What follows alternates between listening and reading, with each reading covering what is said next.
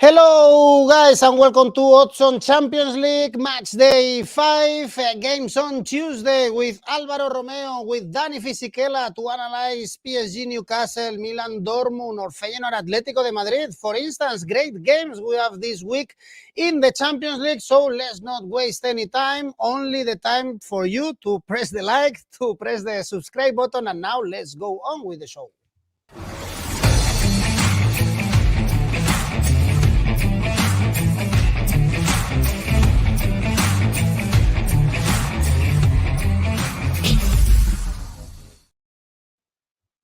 And as always, just a quick reminder for you to know that we still have this welcome offer, exclusive one with 1xbet. So get 130% in your welcome bonus. Use the promo code Oddspedia YouTube. Well, let's start with Group E. This group is very, very, very interesting because we have Lazio, Feyenoord, and Atletico de Madrid. I think they all think they have a great chance to qualify for the last 16, but one will be out. And Dani, I don't know if it's going to be Lazio, but the numbers of Lazio in Serie A are very poor. They even lost to Salernitana, something that no team had done before in this season, because it was the first victory for Salernitana in the season and was an ex, like Candreva, scoring a great goal, by the way. The winner, so Lazio should win this one against Celtic, because Celtic away from home, they are very poor, but they cannot screw it up. It's true that Celtic hasn't won a game in the Champions League since 2017, and Lazio could qualify if they win, but I think this Lazio side finds it really, really difficult to create and score goals. They only had 6 shots on target in the last 4 games. 4 of the last 5 games have been under 2.5 goals. They got the 10th attack of Serie A with a goal difference -1. They're going to be without Zaccagni, injured, without Romagnoli and Casale, the 2 defenders, so they're also struggling to keep teams at bay. Losing against Salernitana takes some efforts, believe me. That's already the 6th defeat of the Serie A campaign. Last season, Lazio had lost only 8 in the entire campaign in Serie A. Sarri said he's already thinking about his future. He might want to leave if he's the problem. The things don't look really good for a team that, to be fair, against Feyenoord played in a very Italian style. They left the ball to Feyenoord, struck in the counter. For Celtic, I want to understand from Alvaro, how is it possible that a team that does 2-2 against Atletico at home, then travels to the Metropolitano and gets defeated 6-0? I know they had the players sent off, but it's not an excuse. But I don't think it's an excuse. You can't have different. That's not an excuse. It's definitely a reason. A reason, not excuse. And on the other hand, there is something else that Celtic does. They've got such an stubborn way of playing from the back, no matter what the result is, no matter what the circumstances are, that Atletico kept on capitalizing. Celtic tried to play from the back all the time, despite losing 1-0, 2-0, 3-0, 4-0. And Atletico knew that if they press up front, they were going to get good dividends out of that. And they did, and they won. But I think Celtic, for example, against Atletico in Celtic Park was fantastic. But they couldn't beat Atletico. It was a 2-2. But I think that this side is the Dr. Jekyll and Mr. Hyde of the Champions League. At home, they can be good, but away from home, they have been disastrous. But carry on, please. The very question with Celtic is, have they improved in the last 3-4 years in Europe? Maybe this game will tell, but the chances of qualifying are very, very slim. They won 9 of the last 11. Celtic drew 1-1 at the weekend against Motherwell, although they had 80% of the ball, 2 penalties. They kept 6 clean sheets as well. But Champions League is a different level. Bottom for attempts so far, only 26. Lazio struggles to score as well. Under 2.75 goals for me, 193. Lazio 2-0, for instance, Mert is telling us it looks like this kind of game, perhaps, Alvaro. Low scoring game, ugly victory for Lazio. They cannot fail, for sure. Yeah, but the ugly victory for Lazio or the scrappy victory for Lazio is something whose value is so low that, I would prefer to keep it maybe for a combination. But on its own, 155, Lazio to win, I don't know, if it was, for example, Bayern winning at home 155, that would be like a safe bet. Lazio winning 155, not enough value for the level of risk you get. If you want to find some good value, will be Lazio to win and over 1.5 goals in the game. That pays 180, and that sounds to me about right. But I am totally aware that Lazio is very far from perfect. They are 11th in the league, even though at home they have only suffered one defeat this season, which maybe points you in the direction of Lazio winning. One of their scorers in the Champions League is the goalkeeper. They haven't had many names putting their name in the score sheet this season in Europe, in the Champions League. Vecino is suspended for this game. Obviously, that doesn't help. But Celtic, again, away from home in the Champions League. Their last win away in the Champions League came in 2017, and the previous one in 2012. So they do it every 5 years, something like that. And they've got 0 points away this season. 8 goals conceded in 2 games, even though it's true that 6 of them were against Atletico after they had the player sent off. They are the worst in attempts on target in the Champions League, only 12, which is not a lot. Maeda, important player, is suspended because he was sent at the Civitas Metropolitano. McCarthy is out. He's kind of an important player too. So, maybe Lazio to win and over 1.5 goals. And I am totally aware that Lazio doesn't score many, 180. But, I think that there is better value somewhere else here.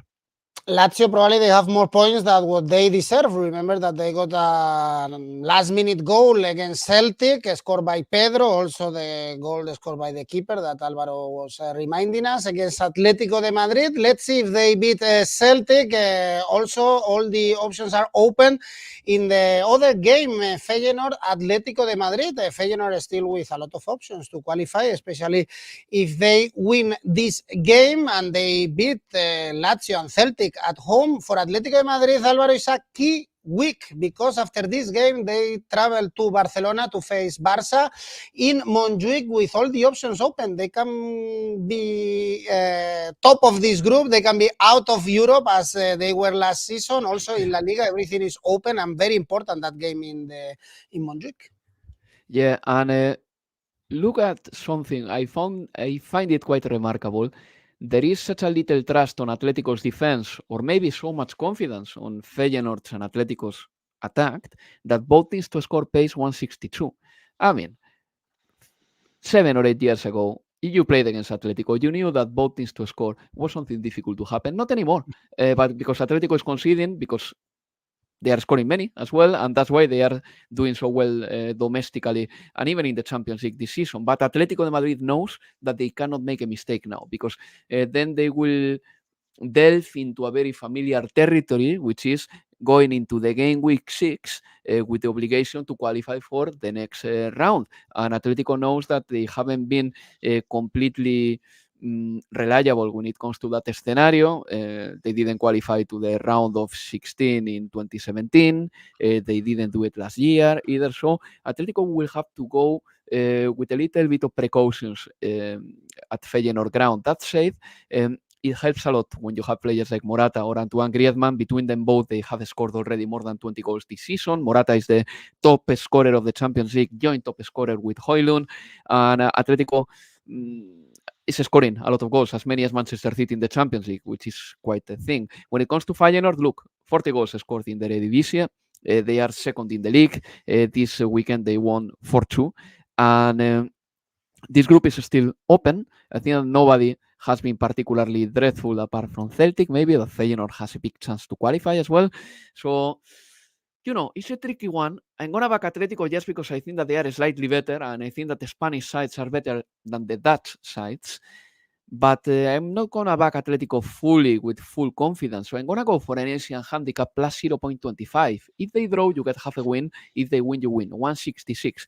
If you go for the individual markets, which I wouldn't particularly recommend it this time, but anyway, Morata to score 2.7, considering that he's scoring so much and he's the top scorer of the Champions League, is a value that at least I am obliged to tell our audience. Someone is already commented also the draw that could have a good value in this game is very likely. And following Alvaro's point, Dani, even against Mallorca, Atletico kept a clean sheet, but Mallorca had a one-on-one in the last 10 minutes of the game. So they are leaky, kind of. They are. They are. They're not perfect, but I think so far they have emerged perhaps as one of the underdogs of the Champions League. They pay 21 as a final winner. I think if you want to get on Atletico Madrid, you should get on now, because if they get a good result at Feyenoord, that price is going to go down probably a little bit. And I'm not let me add, suggesting Daniele, in La gonna Liga win 2, in La Liga 2, in La Liga I too. add, it pays Because 10. The value is if they very good. if they get a good result at Barcelona, the price is going to go down. So, you never know. And I think they do have a chance to win the title, considering Real Madrid injuries, Barcelona problems. They could do it. And they're playing well. They're not defensive at all. Griezmann already 13 goals, 3 behind Aragonés, by the way, all-time Atletico leading goal scorer. Morata already 2 goals. And, in La Liga, they play the third most passes per possession and the most passes per minute.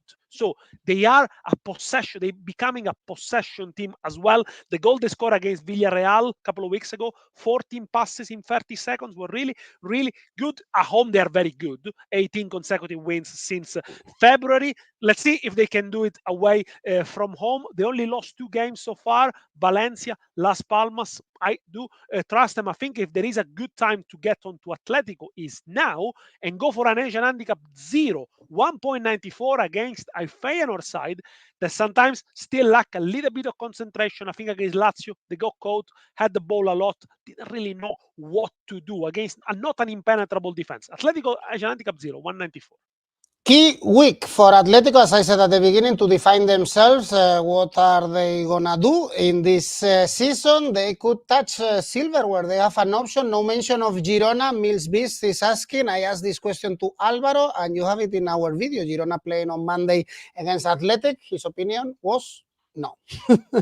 Chances of winning La Liga, but let's see.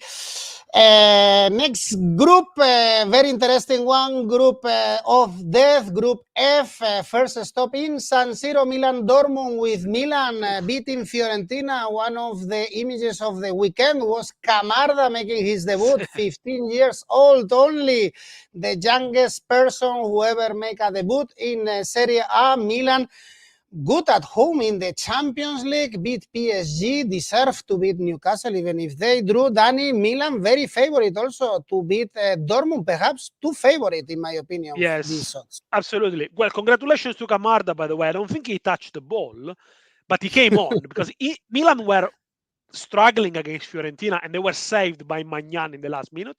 But once again, without Leao, without Giroud, with a few injuries in defense as well, once again, when they got the backs against the wall, they managed to put themselves about and win the games. So it was a little bit of luck as well, but credit to them, because the only way to win was that one, to suffer a lot in the second half, grind the goal in the first half, a penalty from Theo Hernandez, and they managed to do it. Against PSG, on the other hand, they were impressive because they played like a team.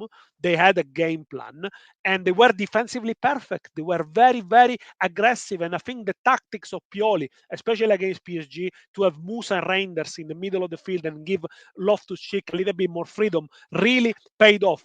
But they're still going to be without Leao here. They're still going to be without Okafor. And Giroud is coming back from suspension. They're very inconsistent, Milan. 3 wins, 2 defeats, and 1 draw in the last 6 home games. Only 3 clean sheets. The problem for Milan is that they miss so many chances against Newcastle that even if they collect 4 points in the next 2 games, the next one is away at Newcastle, they might still not qualify if they finish level with points with PSG. When it comes to Dortmund, incredible comeback against Mönchengladbach. They were 2-0 down, inspired by Fulkrug, who I think is going to start. This one scored 1 and gave 1 assist. Donny Malen scored as well, first goal after 70 days. And that tells you that Dortmund, especially at the Westfalen, they still that epic. They still got that epic about them. They can still produce those epic comebacks. Their record at home, it is absolutely impressive. They're 4th in the table. They haven't played the best football so far. Often they play badly and won only 1 clean sheet in 8 away games for Newcastle, and that was for Dortmund, that was at Newcastle when they both had a lot of chances. If Milan wins it, it's going to be a grind result of 1-0. I'm not sure. I'm going to go for an under 2.5 goals, 197. Most of our audience, Alvaro, are going for Dortmund. The odds are very good for the German team. Asian handicap 0, double chance. The problem is that we didn't believe on Milan as well last season, and they keep getting the results, especially at home. But I tend to go for Dortmund as well. But the thing is that there are two Milans here. I mean, the one in the Serie A at home, 3 wins, 1 draw, 2 defeats. I mean, you don't even qualify for the Champions League if you hit these numbers domestically. But then the Milan in the Champions League, 2 wins, 0 losses, 0 draws. I mean, they 1 draw and 1 win. I think that they have been pretty good when it comes to their domestic form, and domestically, especially, the defense has been pretty competitive too. I think that the performance of Ruben Loftus-Cheek against PSG, and I think that he's going to be available because he played just a little bit in the weekend, was one of the best ever performances I've seen from this player, Ruben Loftus-Cheek. He was fantastic in the last home game of Milan, and this game is pretty tricky to bet, really. I mean, it depends on the prejudices and the beliefs you have about Milan and Borussia Dortmund. I've been a little bit prejudiced against Borussia Dortmund at the beginning of the tournament, but I have to change my mind because they have been very good, and they managed to win away at Newcastle, which is not easy. But still, I think that if Milan wins, and I think that they can do it, it's going to be a scrappy one, a difficult one, maybe with a clean sheet. A clean sheet for Milan will pay 287, even though that's not for me, but the value is there. But I'm going to back Asian handicap minus 0.25 for Milan. I repeat, Asian handicap minus 0.25 for Milan, 173. It could be a draw. If they draw, you lose half your stake. If they win, you win it. So that pays 173. I like it. Very tricky game indeed. Now we have a lot of comments with Milan, back in Milan, omit Milan to win. I like the Carbonara or Carboranon saying Dortmund Asian handicap +1 is very good also, because if Milan gets a scrappy victory, you get your money back. So actually, this is a very good one. I have less doubts, Alvaro, in the next one, PSG Newcastle, because we both like to back PSG when they are playing at home, and they look very sharp. Now we saw them destroying Monaco. What is big news is Dembele playing great and scoring goals, and I'm sure they are still angry at that defeat in St. James's Park. I'm sure PSG are gonna go in this game with the knife between the teeth and trying to destroy Newcastle. Yeah, but Luis Enrique should take some lessons from the game at St. James's Park, because as far as I remember, he played with a 4-2-4, and that didn't work at all. That didn't work at all. But the form of PSG has been at home pretty good lately. In the last 6 home games, they have won the 6 of them, 5-2 to Monaco in the weekend, with Ousmane Dembele scoring his first ever goal for PSG. And if PSG wins, Newcastle are virtually out, I believe. So this game is a very pressurizing one as well for Newcastle United. Paris has lost 2 of their last 3 Champions League group games, which is as many losses as in their previous 18 group encounters in the competition, but they are playing at home. And as I said before, at home they have been very competitive from September onwards. Sir Emery is going to be out, the French youngster. He's got 3 assists under his belt in the Champions League, but probably Luis Enrique will have to play with Ugarte, maybe Fabian, and maybe Carlos Soler. I don't know, 3 midfielders, because if the game is a box-to-box game, maybe you give Newcastle an opportunity to display their energy, and I think that the PSG should have or should try to have more control of the game. And Newcastle, have many injuries ahead of this game, but none of their injuries are preventing Eddie Howe from fielding a very competitive team. In fact, they beat Chelsea 4-1 in the weekend. They were good. Anthony Gordon proved again that he's playing the football of his career right now, a very vertical football. Alexander Isak scored. And, there are many positives to take for Newcastle United overall speaking, but maybe in the Champions League, they could be out this time, out in a couple of days' time. So I'm going to go for PSG to win, because I believe that they are better and they got better players, and they got especially Kylian Mbappe. PSG to win 167, and Mbappe to score, and he's in a good run, by the way, don't forget it. Mbappe to score, the decisive man turning up in the decisive moment, 173.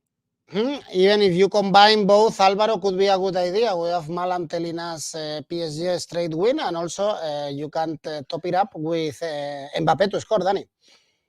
Yes, you could. They look good. I mean, in the last 6 Ligue 1 games, they scored 3 goals or more. If you look at the goals scored domestically, they 20 goals scored more than Nice in second place. Now, Nice don't score many, but PSG have definitely kicked on in terms of scoring opportunities. They look very dangerous against Monaco. Monaco didn't really threat them. They sat back a lot in the first half, and in the end, PSG had 11 shots on target. Dembele, really, really good. The threat is Yes, Donnarumma, Dani.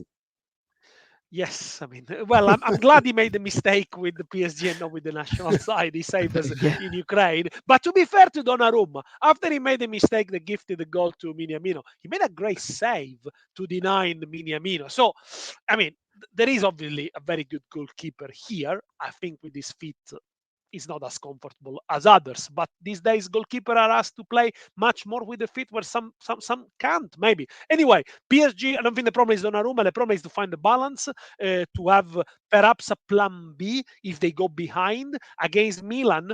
When they went behind, they looked lost. The only plan was ball to Mbappe and let's hope for the best. This is really what I'm getting from PSG. When things get their way, they look very good. But when there is a spanner in the work, sometimes they panic. Is a team in transition with a lot of new players. They might still lack a little bit of leadership there. And that's why losing Zaire Emery, who's only 17 years old, but looks much more mature for his age, could be a blow. Of course, not because of the lack of replacements, but because he was getting the grip into that midfield. But anyway, let's talk about Newcastle a little bit. We have to say the win against Chelsea against any kind of odds, because they look so depleted. They had so many injuries so far, and that's why they lost the previous 2 games in the Premier League without scoring, because they play without a centre forward. Now Isak is back, is really important, but still they are without Byrne, Botman, who defensively are so important, Sean Longstaff, Callum Wilson, Harvey Barnes, Tonali, Murphy, Anderson, Hall, Manquillo, Target, maybe Almiron might be back. Shar was back at the weekend, but it's so many players they cannot count on, so much so that they started with Lewis Miley, 17 years old, against Chelsea, gave an assist. But yeah, they look depleted. It's going to be difficult considering how much there is a stake for Newcastle. And it's a team that always done a lot when they're completed, when they're fit, when they're running a lot. They need to do it. I think when they are at their best, they are very well drilled. They are able to shut down even offensive teams like Arsenal recently. But they need to be at their best physically. To be fair, Newcastle away from home are not being great. Only one clean sheet in the last 4. That was 0-0 in Milan, and it was a little bit of a lucky escape.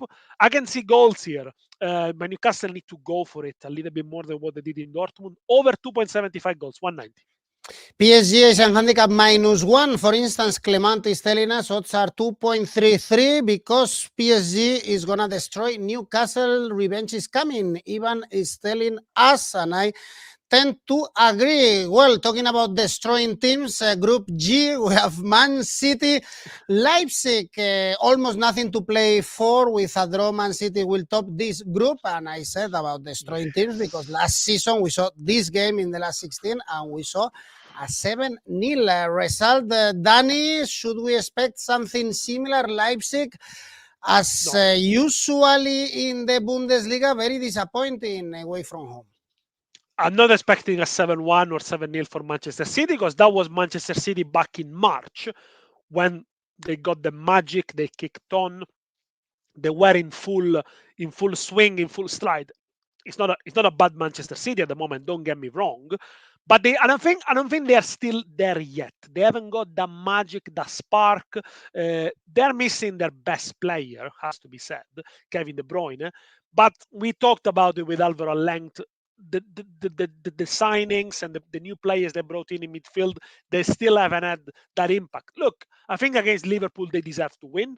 Pep Guardiola would have been very frustrated not to finish the game off, but they lack a little bit of cutting edge. It's always difficult to play these games after the international break. The players are tired, they travel a lot.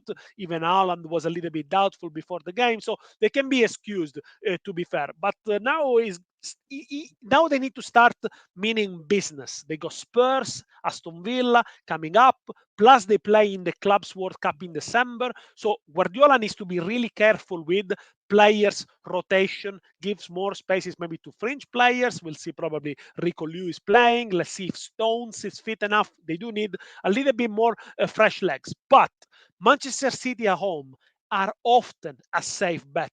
They won 23 out of the last 24 Premier League home games, and they are unbeaten in 18 Champions League games away from home. So normally they do win the games that they are supposed to win.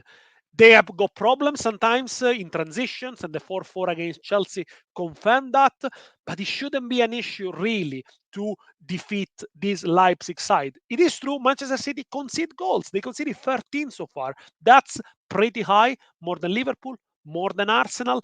Normally, they do not concede so many goals. In the last 6, they always conceded 1 goal. And I know Leipzig have not been great recently. They suffered a little bit of a slump. They are back in 5th, but they do have got goal scorers from Xavi Simons to Openda to Sesko. That's why I'm going to go for both teams to score 180. Was a bit deceiving, Alvaro, though, the victory, the 7-0 victory last season from Man City, we have to say. It was Erling Haaland scored 5 goals that day, by the way.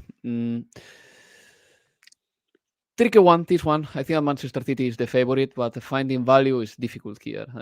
If you look at the numbers objectively in the Champions League, Manchester City are the best side so far. They are the leaders in possession in the Champions League. They've got all the points. They have scored 12 goals, which is as many as Atletico de Madrid. Both Atletico and Manchester City are the highest scoring sides in the competition, and they are already qualified. This is Manchester City right now. But in the Premier League, it's a different story. I don't think that is concerning, the fact that they have lost the leadership in the Premier League, because they won the league in 2021. And by the 13th game week in the 2021 season, they weren't top in the table. And yet they win the Premier League. Same thing happened in the 21-22 season. After 13 games, they weren't top in the table, and yet they won the Premier League. And same thing happened last season. Arsenal was top in the Premier League. After 13 games, Manchester City won the season again, and pretty much they won it in April. So I don't think that is very concerning, the point tally, but the more concerning thing is the fact that Manchester City doesn't create a tidal of chances, doesn't create many chances. Against Liverpool, we saw that they play tidily. Sometimes they play the ball from the back very well, especially with the help of Bernardo Silva, Akanji, and Rodri. But then in the second half, they didn't create many chances against Liverpool, and they didn't kill off and wrap up the game. No, they couldn't. And that's why Liverpool found that a little chance, and they scored the equalizer, and then Manchester City couldn't win. So I think that Manchester City has 2 issues this season. One, sometimes they lose the control of the game a little bit because they don't have Kevin De Bruyne or Kovacic or players, John Stones either, who help a lot with the possession.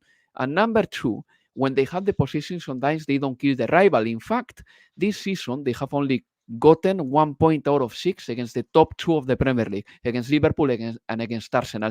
There is work to do for Manchester City, but in the Champions League, it's a very different story.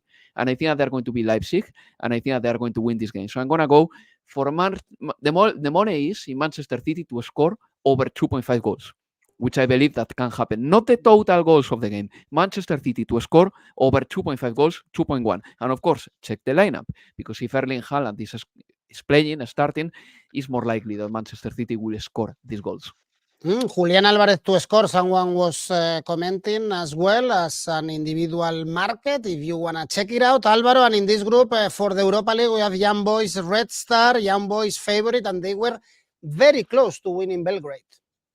I'm going to go for both teams to score, Edu. And I tell you why. This is a game for the Europa League, as you said. I mean, this is the biggest aspiration both sides can have. And this goal is of Young Boys and Red Star, Retiopi and Glazer, goalkeepers of Young Boys and Red Star, respectively, have done more saves than anybody else in the Champions League, which is a negative record.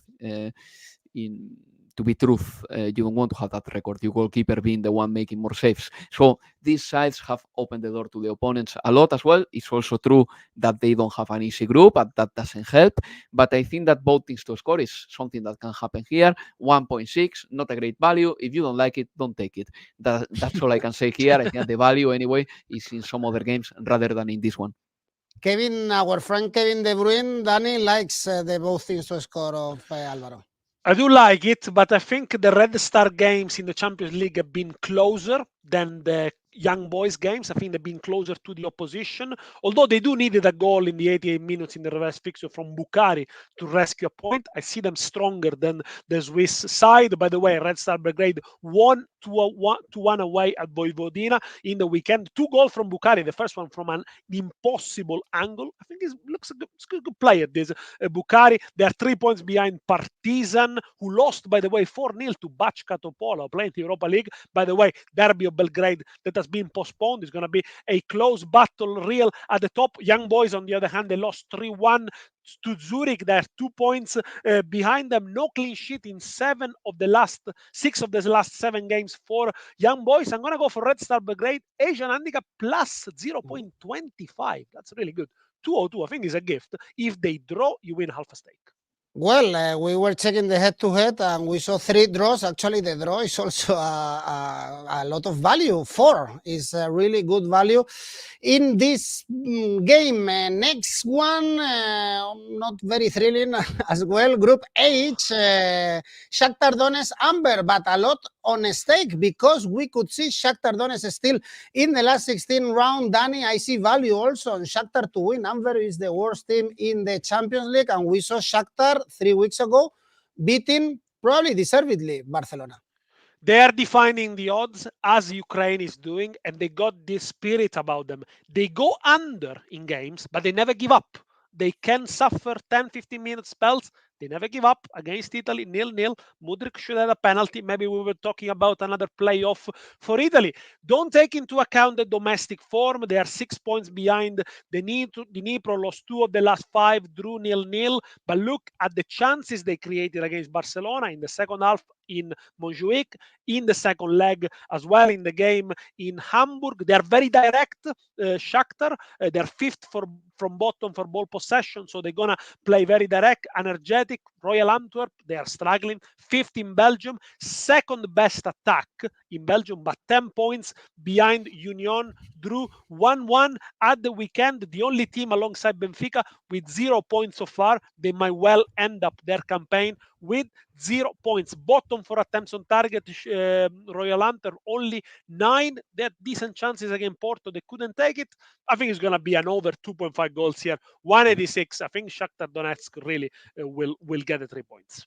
We could see Alvaro in this group, Shakhtar, Porto, and Barça with 12 points and 1 out of the next round. It's a possibility. It is a possibility. I don't want to take anything away from Shakhtar Donetsk. I think that they have played well in the Champions League. They deserve what they got against Barcelona. They should have gotten more at Montjuic when they play against them away. And at home, they beat Barcelona, and they deserve to beat Barcelona.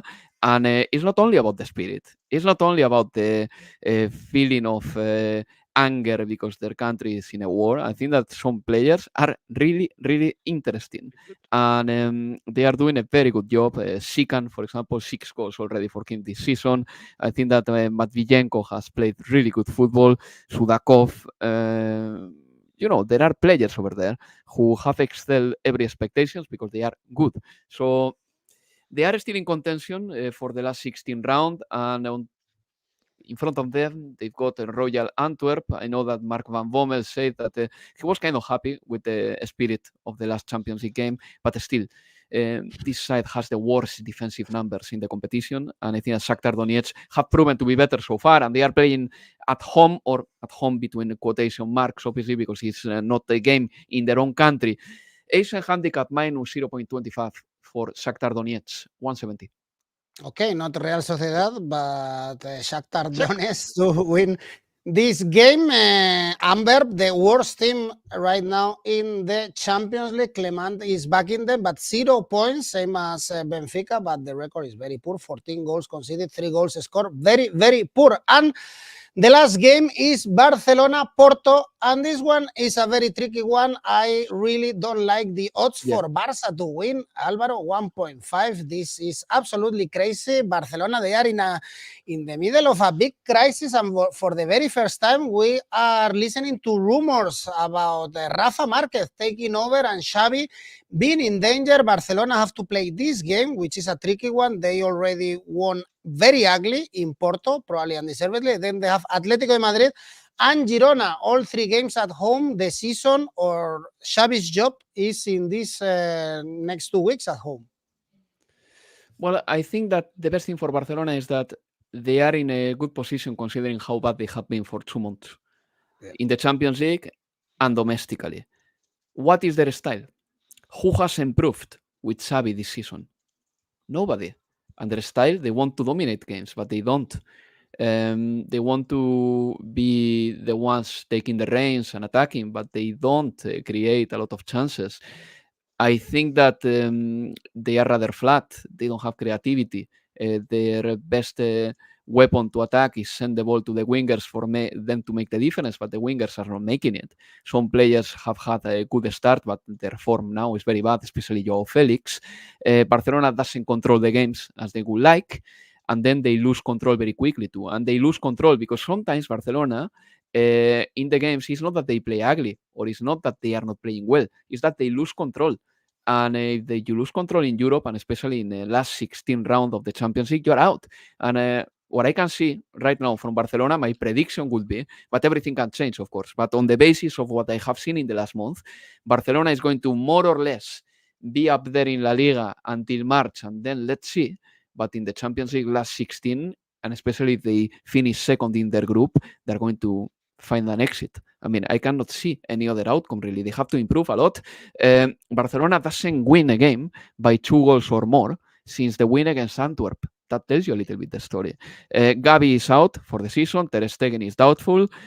The midfield of Gundogan, Pedri, and De Jong sounds okay, sounds good, but it's not working yet, and they need to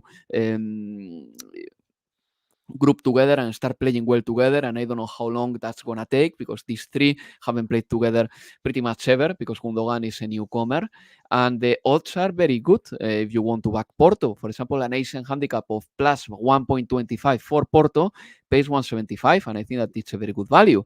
Porto with Pepe, who will play against Barcelona, the oldest scorer ever Champions League player. Evan Nilsson has scored 4 goals for Porto as well. Porto is having a decent season and definitely will be in the title race as they weren't last season because Benfica won it.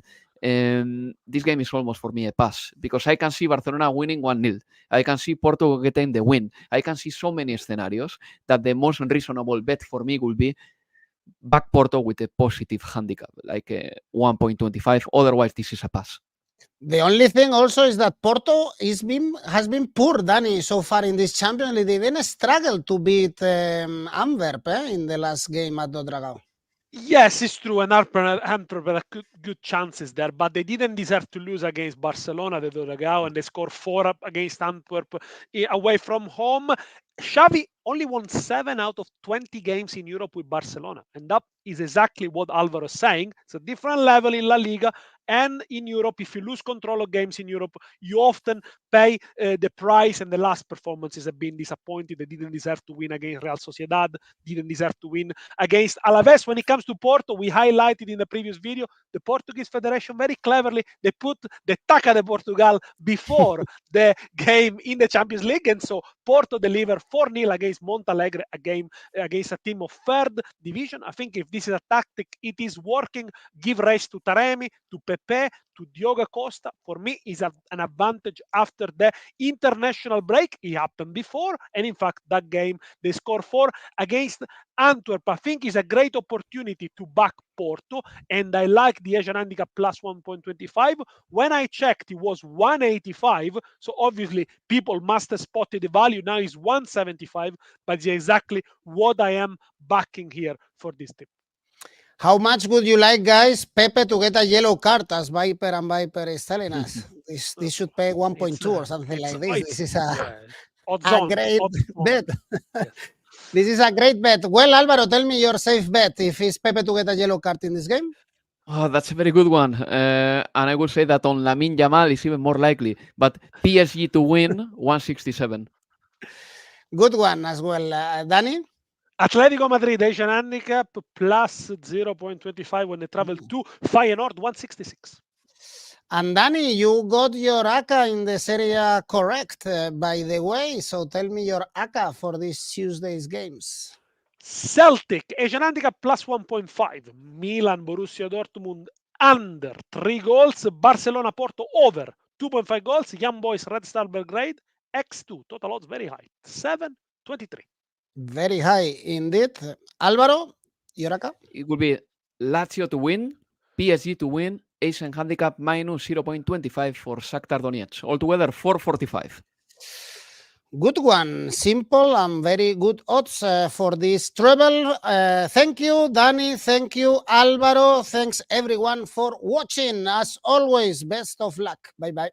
Ciao! See you.